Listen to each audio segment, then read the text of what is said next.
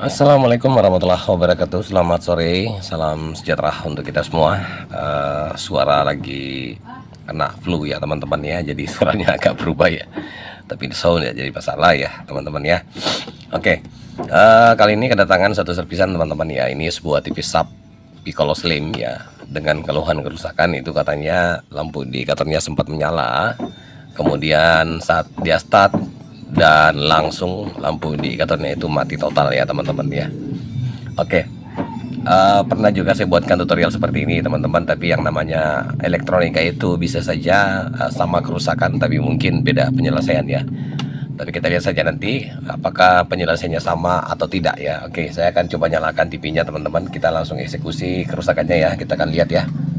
Ini saya coba on kan saja dulu langsung. Oke, perhatikan ya lampu indikatornya. Kita lihat ya. Ya, standby, start, lalu dia mati total seperti itu teman-teman. Saya akan coba lagi. Nah, seperti itu ya teman-teman ya. Oke, kita akan buka TV-nya. Sebelum saya lanjut, jika teman-teman suka dengan channel saya, silakan teman-teman like ya, subscribe, komen, dan jangan lupa teman-teman bagikan.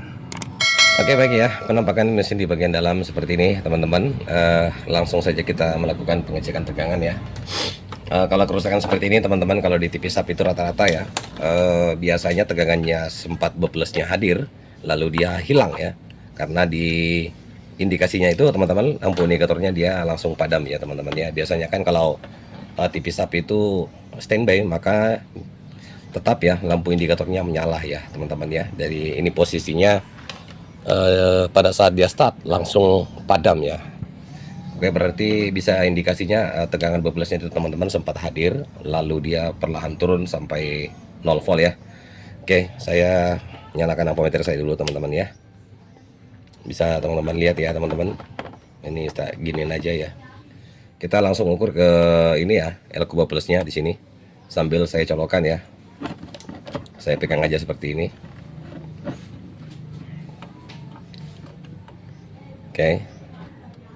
Ntar saya ambil colokannya ya.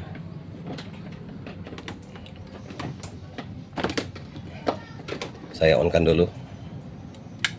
Oh ya teman-teman, saya hampir lupa ya, sebelum kita mengerjakan ini seperti ini, baiknya kita buang dulu ya teman-teman ya. Nanti di area elko terbesar, di area regulator ini pastinya dia menyimpan tegangan ya. Oke, saya akan coba nyalakan langsung indikasi kerusakannya teman-teman ya. Apa betul yang saya katakan ya, tegangan beplesnya itu sempat hadir lalu dia perlahan turun ya. Coba kita lihat. Oke, 100 itu ya, lalu perlahan turun ya teman-teman ya. Nah itu perlahan turun sampai habis ya. Oke, saya cabut lagi dulu teman-teman. Coba saya colokan lagi. Ya, 149 ya, lalu dia perlahan turun seperti itu. Oke. Ya, seperti yang saya katakan teman-teman ya. Ini pasti elkonya menyimpan tegangan ya. Jadi kita buang dulu. Nah, saya ukur ya. Nah, itu ada tegangan tersimpan 300 lebih ya teman-teman, perlahan turun ya. Oke. Saya akan buang dulu ya, dengan menggunakan solder saja untuk tegangan yang tersimpan di elko terbesar ya, bagian regulator seperti ini ya.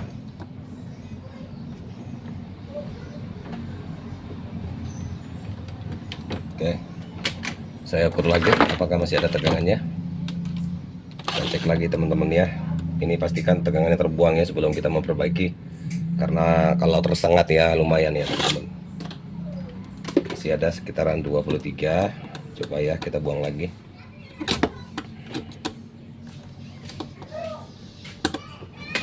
Oke, saya ukur lagi ya.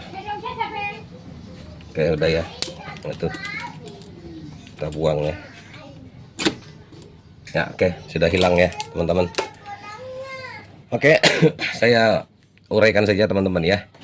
Untuk kerusakan seperti ini biasanya itu fix ya teman-teman. Kalau jenis TV sub ya, seperti tutorial saya kemarin yang saya buatkan, itu bisa kerusakan di area power supply-nya dan bisa kerusakan di area umpan balik ya. Untuk di area power supply-nya bisa dari resistornya, bisa juga di STR-nya ya teman-teman yang mengalami kerusakan. Dan perhatikan juga untuk elko yang ada di sini, elko kecil dekat STR ya. Kalau tidak salah nilainya itu 50 volt 22 mikro ya. Pastikan elko ini jangan sampai kering. Kemudian bisa juga di otokoplernya lengkap dengan pasangannya TL431 ya teman-teman ya. Dan di area umpan balik itu ada resistor, ada beberapa ya teman-teman ya. Oke.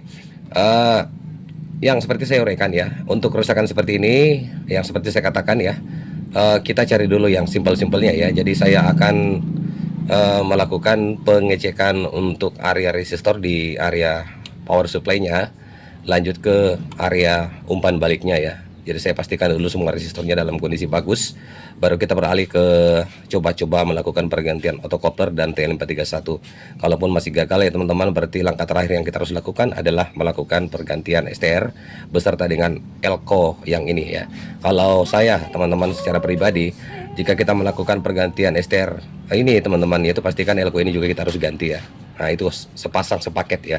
Oke, kalau begitu saya akan coba melakukan dulu pengecekan untuk semua resistor ya yang ada di power supply dan area umpan balik. Kalau saya buatkan tutorialnya cukup panjang ya. Nanti kalau misalkan ada resistor yang bermasalah, saya akan buatkan videonya kembali. Oke. Oke teman-teman ya, setelah saya melakukan cross check untuk area resistor ya, pastikan teman-teman kalau melakukan pengecekan resistor ya, karena ampermeter itu beda-beda spek ya teman-teman ya. Kalau saya menggunakan Sanwa seperti ini, melakukan pengecekan resistor itu biasanya saya nggak buka ya, tapi pastikan buka kakinya satu teman-teman untuk lebih meyakinkan ya. Oke, dari sekian lama saya melakukan pengecekan semua resistor yang ada di power supply, kemudian saya lanjut di area umpan baliknya teman-teman ya. Saya menemukan satu resistor yang bermasalah ya.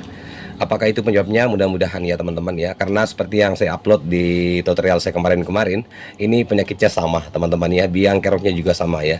Oke, saya akan perlihatkan ya. Saya lebih dekatkan lagi teman-teman supaya teman-teman bisa lihat ya. Komponen yang bermasalah itu adalah sebuah resistor di area umpan balik ya. Oke. Ntar saya ambil tunjuk dulu, bisa teman-teman lihat ya, perhatikan ya. Sama seperti yang saya buatkan tutorial kemarin ya. Resistornya ada di area umpan balik ya, setelah TL431. Nah ini dia resistornya teman-teman ya. Nomor di PCB-nya itu R755 ya. Oke, sudah jelas ya teman-teman ya. Nah sekarang saya akan melihatkan ya, resistor ini mengalami putus teman-teman ya. Bentar ya. Oke. Perhatikan di ampermeter saya di skala resistor ya. Ini saya ukur teman-teman ya. Kita lihat ya.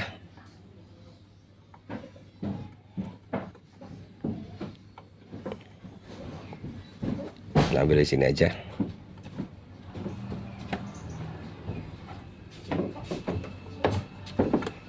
Bentar. Nah, itu ya. Oke, teman-teman. Nilai resistornya ini adalah 100K ya. Oke. Dia terbaca seperti itu, ngaco ya. Kita lihat sampai ampermeter saya berhenti teman-teman ya. Ya, saya ulangi lagi. Nih. Oke. Dia terbaca 4, 3, 0, sampai seperti itu teman-teman ya. Ya, kalau resistor yang normal, kalau di Sanwa ya langsung terbaca teman-teman ya. Oke, seperti itu teman-teman ya. Oke, sekarang saya akan coba melakukan pergantian resistor ini. Nilai yang seperti saya katakan, nilai resistornya itu ya, ini 100K teman-teman ya. Oke, saya akan cari dulu ya penggantinya. Kita buka dulu ya, lalu kita akan ganti. Sebentar saya akan kembali teman-teman ya. Oke ya, pergantian resistor ini saya sudah lakukan teman-teman ya. Resistor bawahan itu yang seperti saya perlihatkan di gambar ini ya. Warnanya itu coklat, hitam, orange coklat ya. Itu menggunakan 5 warna cincin ya. Yang saya ganti ini agak besaran sedikit teman-teman ya. Mungkin ini sekitaran 1/2 watt ya resistornya. Saya pakai resistor yang 4 cincin ya teman-teman, warnanya sama aja, coklat, hitam, kuning, dan emas ya. Nilainya itu 100K. Oke, saya sengaja pasang di luar ya untuk memastikan teman-teman ya, TV-nya ini apakah betul kerusakannya di situ ya teman-teman ya. Mudah-mudahan saja sama ya. Nah, rata-rata TV sub seperti itu kerusakannya teman-teman ya. Kalau misalkan teman-teman dapat kasus yang sama seperti saya, boleh teman-teman langsung tertuju ke area resistor ini dulu. Kalaupun resistor ini dalam kondisi bagus, bisa teman-teman melakukan penelusuran jalur atau pergantian TL431 otokopter, dan terakhir untuk ESTR-nya ya. Oke, saya akan coba nyalakan teman-teman. Saya akan nyalakan TV-nya ya. Kita langsung cek tegangan ya. Sini aja saya taruh ya. Bentar, saya lebih jelaskan lagi ampermeter saya. Nanti kita ukur langsung di tegangan 12-nya ya. Oke, seperti itu ya. Saya letakkan probe hitam di ground tabung seperti ini. Oke, saya ke skala DC. Kita lihat ya teman-teman ya.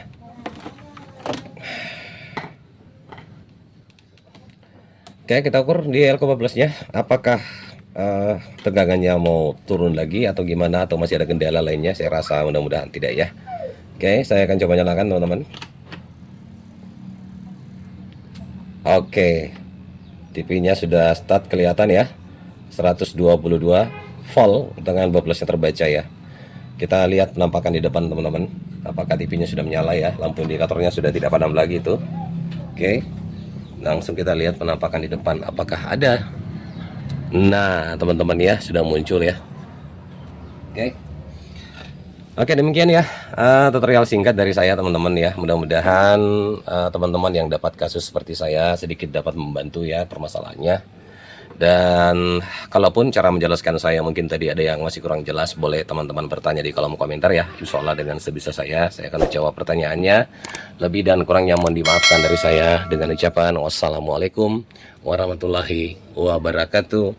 Sampai jumpa di tutorial selanjutnya.